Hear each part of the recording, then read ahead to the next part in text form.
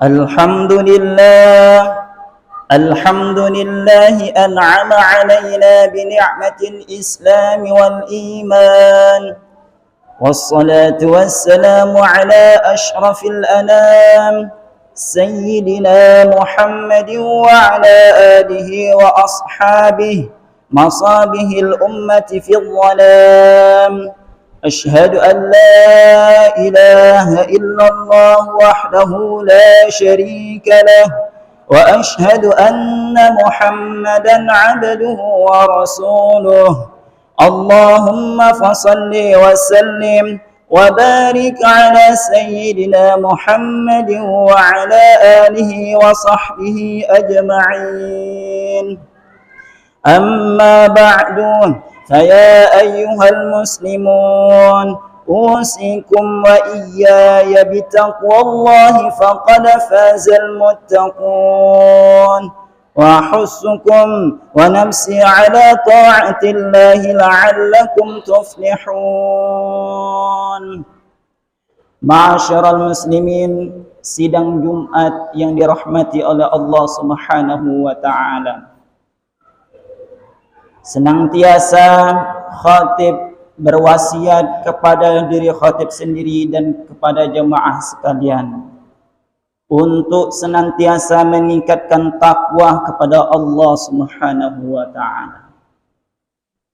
Takwa dengan benar-benar mengerjakan apa yang diperintahkan oleh Allah Subhanahu wa taala dan menjauhi apa-apa yang dilarang oleh Allah Subhanahu wa taala. Berkata Al-Habib Abdullah bin Alawi Al-Haddad di dalam kitabnya Sahib Ratib mengatakan, taqwa ilahil alamina fa innaha 'izzun wa hirzun fid dunya wal marja'i fiha ghinad daraini fastamsik biha tanal ma tashtahi wa tadda'i. Beliau berkata, bertakwalah kepada Allah Subhanahu wa taala, Tuhan semesta alam. Maka Allah akan persiapkan untuk orang bertakwa tersebut kebahagiaan dunia dan akhirat. Wa man dhayya'a taqwa, dan barang siapa yang tidak berpegang teguh dengan ketakwaan kepada Allah Subhanahu wa taala, maka orang tersebut dirundung penyesalan dunia hingga kelak ke akhirat nanti. Jadi jangan sampai kita habiskan umur kita lalai kepada Allah Subhanahu wa taala, enggan untuk bertakwa kepada Allah Subhanahu wa taala. Salawat berserta salam selalu tercurahkan kepada Nabi Muhammad sallallahu alaihi wasallam. Nabi yang sangat cinta kepada kita, rela mengorbankan dirinya, keluarganya demi untuk menyelamatkan kita sebagai umatnya. Tapi apa balasan kita? Jangan sampai kita membuat Nabi Muhammad sallallahu alaihi wasallam mengucurkan air mata. Allahumma shalli ala sayyidina Muhammad wa ala ali sayyidina Muhammad. Qala Rasulullah sallallahu alaihi wasallam, yaqulu Allah ta'ala, ana 'inda dhanni 'abdi bi wa ana ma'ahu idza dzakarani fa in dzakarani fi nafsihi dzakartuhu fi nafsi wa in dzakarani fi mala'in dzakartuhu fi mala'in khairun minhum wa in taqarraba ilayya bi shibrin taqarrabtu ilayhi dhira'an wa in taqarraba ilayya dhira'an taqarrabtu ilayhi ba'an wa in atani yamshi ataituhu harwalatan. Rasulullah sallallahu alaihi wasallam bersabda di dalam hadis qudsinya, Allah, ana 'inda dhanni 'abdi bi, saya tergantung prasangka hambaku. Wa ana ma'ahu idza dzakarani, dan saya akan bersama mereka apabila mereka berprasangka baik kepadaku.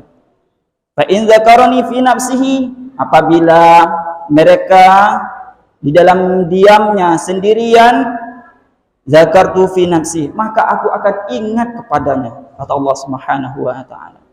Wa in zakarani, jikalau dia ingat kepadaku, kata Allah Subhanahu wa taala, fi malain zakartuhu, di dalam perkumpulan yang banyak mengingatku zikir barang, maka aku akan mengingatnya di kalangan lebih baik daripada kalangan manusia.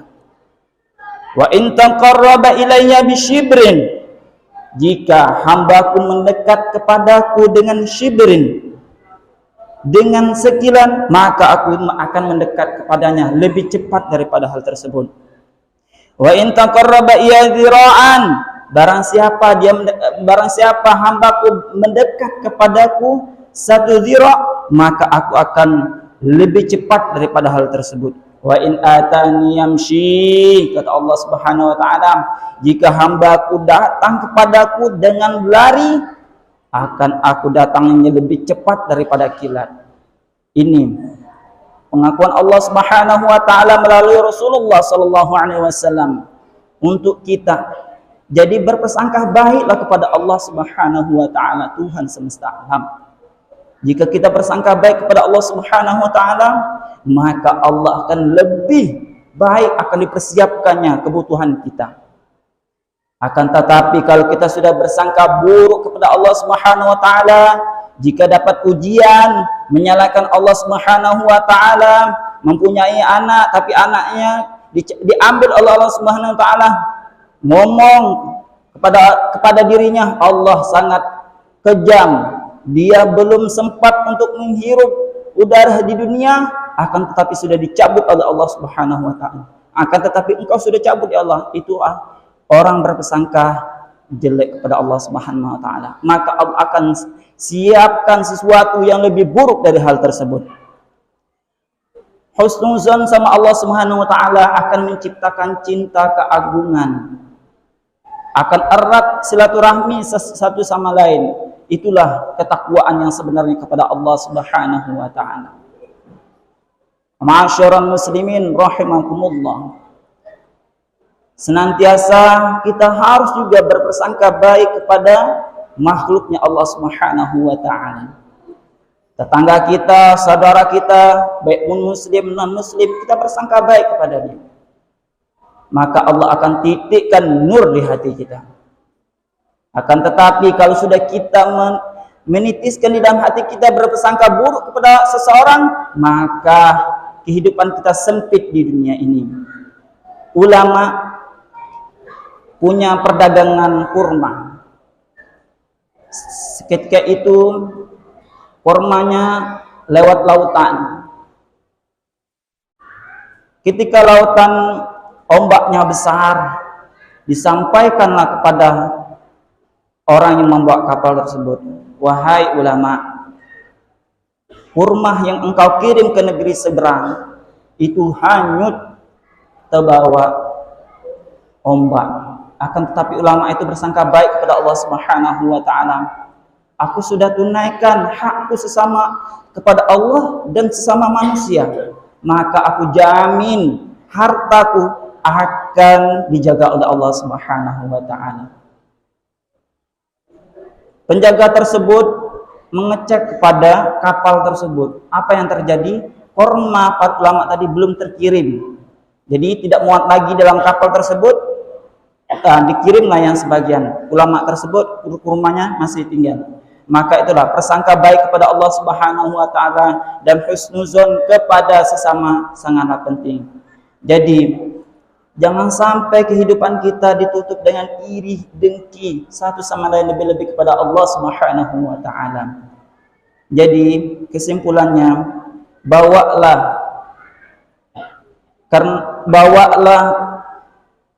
kata-kata yang baik kepada sesama manusia. Jangan sampai kata-kata itu menyinggung hati manusia. Husnuzon, tanamkan di rumah kita, anak-anak kita, husnuzon kepada Allah Subhanahu wa taala, husnuzon kepada sesamanya. Barakallahu li wa lakum wa risailil muslimina wal muslimat wal mu'minina wal mu'minat fastaghfiruhu innahu huwal ghafurur rahim.